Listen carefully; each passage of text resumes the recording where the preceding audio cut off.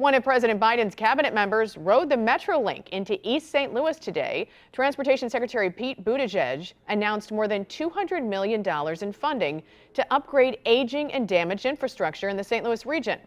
Our political editor, Mark Maxwell, reports on the visit. 30 years after the launch of the MetroLink attracted the President of the United States, Track number 1 out of service. this light rail car carried some political heavyweights a little farther down the line.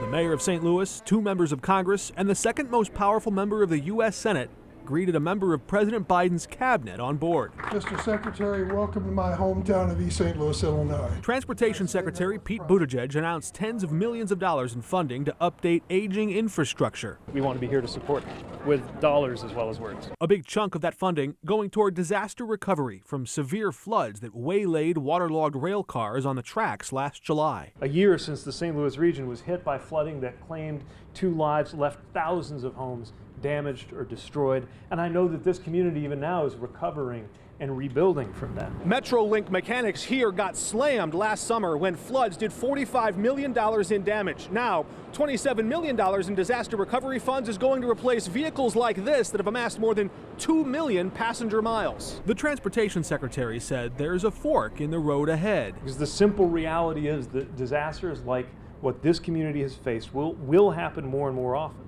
But the good news is transportation doesn't have to just be a casualty of climate change. It can be a big part of the solution. The Biden administration is steering commuters toward public transit and electric vehicles in a push to reduce the heat-trapping gases that choke the planet and send weather patterns into convulsions. These so-called once in a millennium or once in a century events are happening more and more often. Climate change is here to stay, and it means fortifying what we have and thinking about the future when we build the next generation of public transit, for example. And over the long haul, that could mean eventual changes to the way the country taxes travel to fund infrastructure. If you drive a car or truck, burn gasoline, you pay tax every time you go to the pump.